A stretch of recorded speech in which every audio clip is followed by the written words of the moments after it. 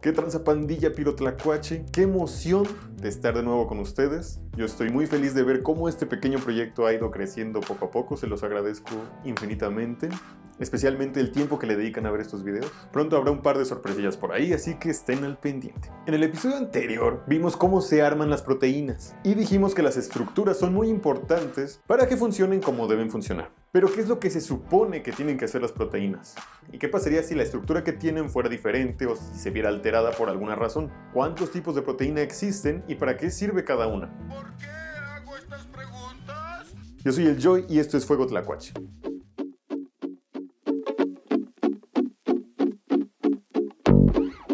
Entonces, que esto ya quede bien claro. La estructura de las proteínas dicta su función biológica, es decir, mientras las hélices y las láminas permanezcan enroscadas y dobladas como se supone deben estar, estas van a jalar sin problemas. De manera general podemos reconocer dos estructuras así principales entre las proteínas.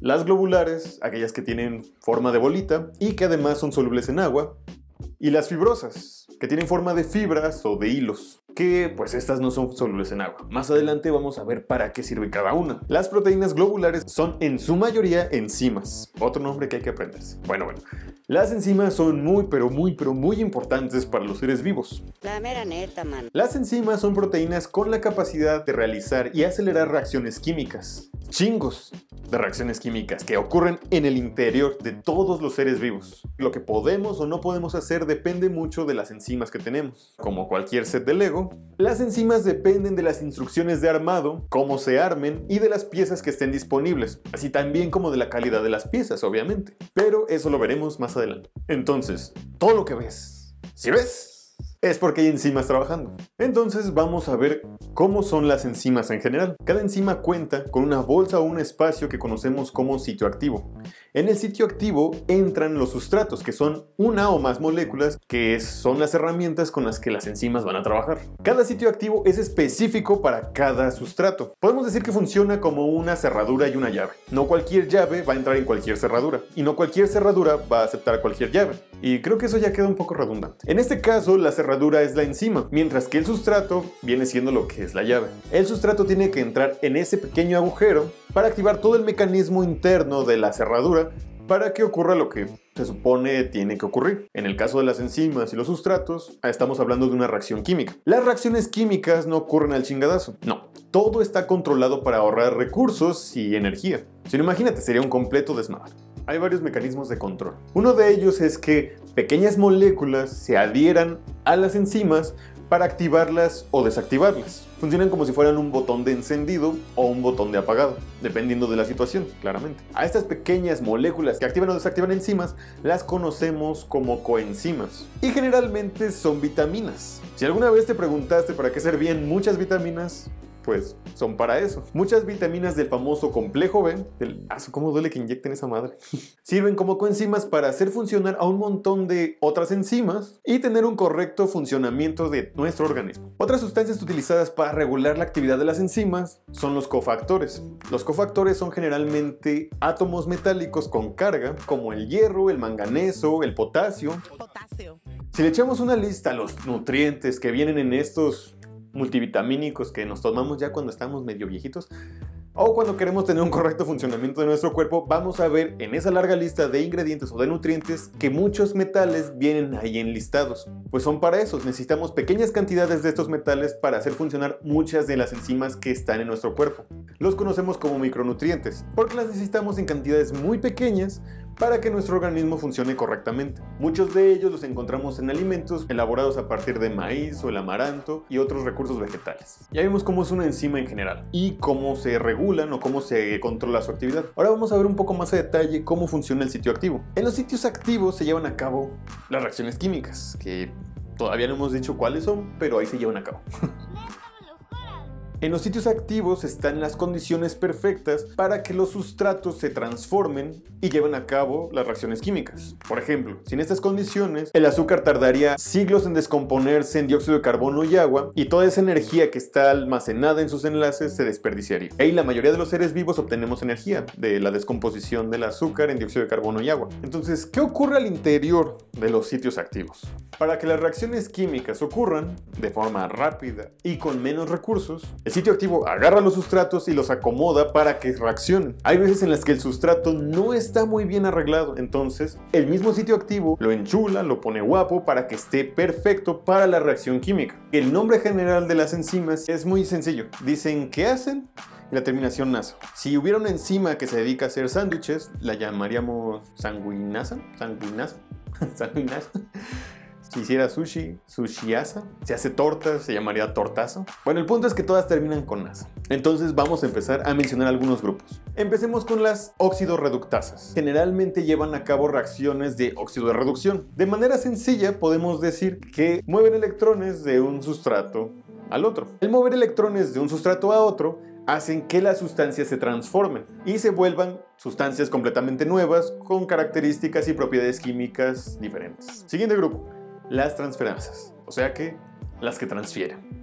Pero estas no transfieren electrones, estas transfieren átomos o grupos de átomos completos de un sustrato al otro. Y de la misma forma, cuando a una molécula le pegas grupos de átomos distintos, van a cambiar sus propiedades químicas y físicas. Las ligasas, como las que ligan, estas van a unir moléculas pequeñas para hacer moléculas más grandes. Y su contrario son las liasas, que vendrían siendo como las tijeras, algo así, que van a romper precisamente enlaces entre moléculas para pasar de moléculas grandes a moléculas chiquitas. Las hidrolasas, como las que hidrolizan. Esto significa que rompen moléculas pero usando agua. Meten agua entre las uniones de algunas moléculas para romperlas. Si te acuerdas de ese episodio que ya hicimos de los carbohidratos donde se rompe la lactosa en dos azúcares distintos, bueno, pues se hace por medio de una reacción de hidrólisis. Las isomerasas, como las que isomerizan. Eso significa que las enzimas agarran un sustrato y reordenan sus átomos en un diferente arreglo tridimensional. Es decir, son los mismos átomos del sustrato, pero acomodados de manera distinta, como si fuera un pinche transformer. Esto es nada más un pequeño vistazo para que veas que las proteínas no son solo para ponernos bien macizos. Prácticamente hacen todo en los seres vivos. Todo lo que ves, si ves, como ya dije, es porque hay proteínas funcionando. ¿Cómo actúan las enzimas en los seres vivos? De manera sencilla y muy resumida, las enzimas construyen, reordenan, transforman o destruyen moléculas que necesitan los seres vivos. Todas las reacciones necesitan reactivos para obtener productos. Es como una fábrica.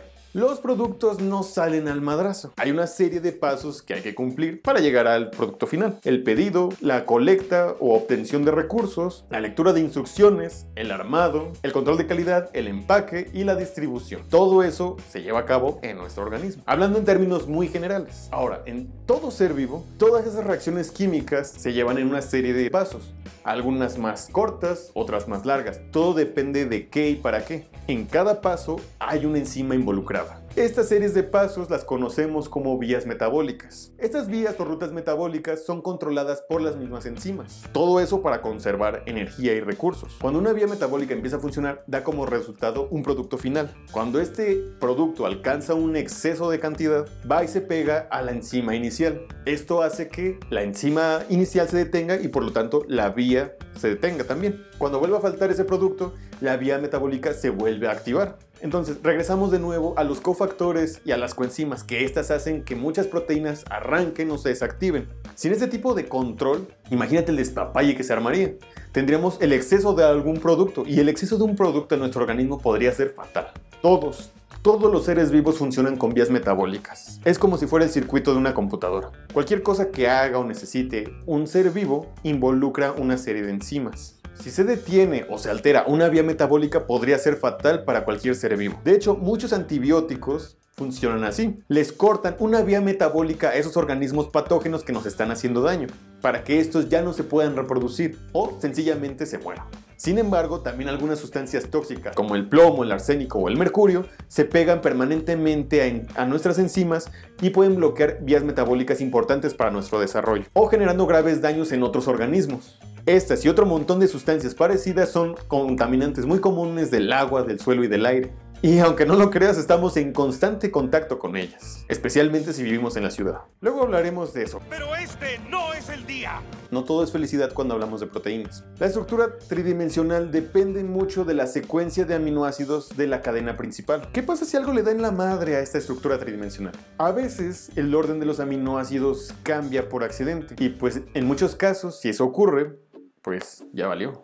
¿Qué provoca estos cambios en la secuencia y en el orden de aminoácidos de las proteínas? Generalmente mutaciones. Tristemente esas mutaciones no. Ya habrá momento de romperles el corazón hablando de mutaciones y qué impacto tienen en los seres vivos. Pero este no es el día. Veamos lo que una mutación muy dramática puede hacer.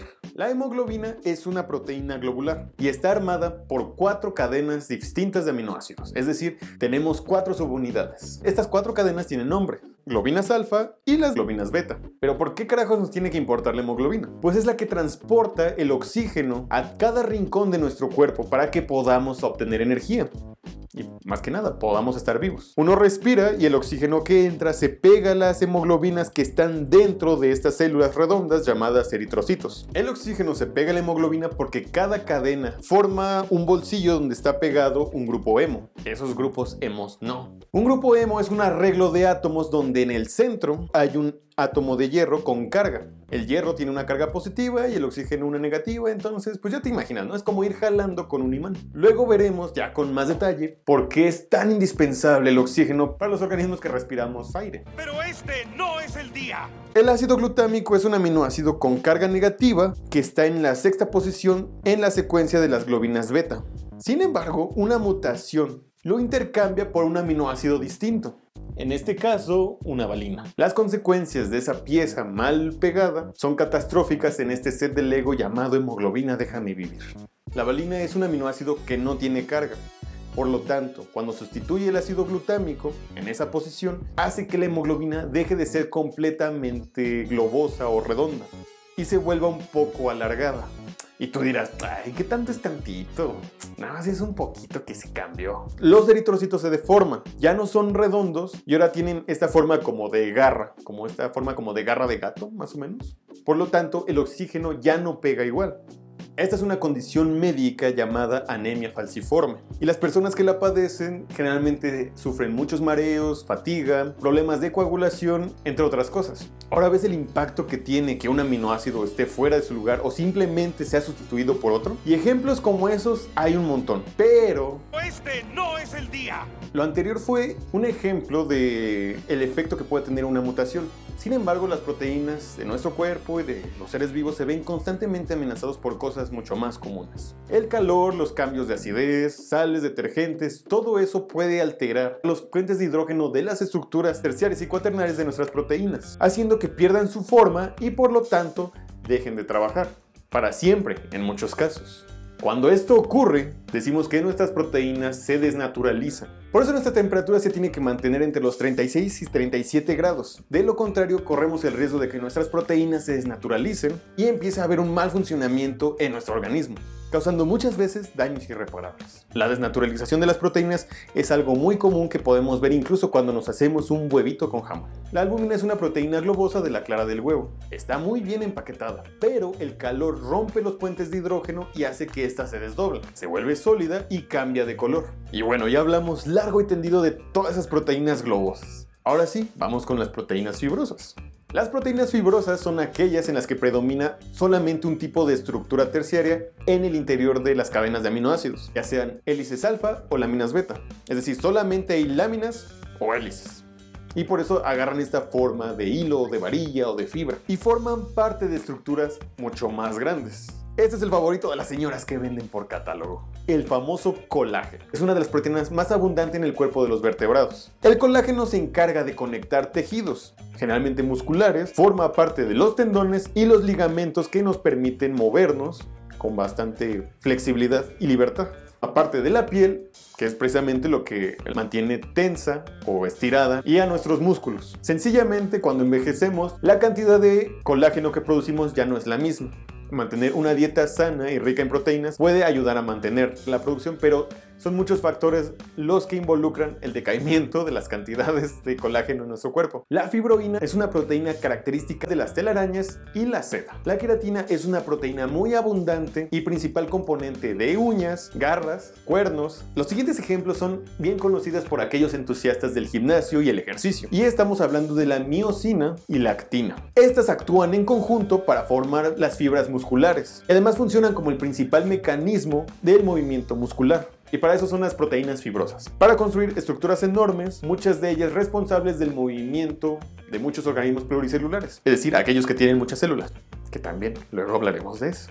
Espero que esta serie de videos les haya dado un vistazo a lo importantes y muy diversas que son las funciones de las proteínas. Entonces no solo son para ponerse acá bien sabrosos, sino que prácticamente hacen que todo un organismo funcione como debería funcionar. Y bueno, mi pandilla pirotlacuache, con esta me despido. Es siempre un gusto estar con ustedes. Síganos en nuestras redes sociales. Ya cada vez somos más, vamos creciendo, tenemos un par de proyectos ahí en puerta, así que manténganse al pendiente. Los quiero mucho, hasta la próxima.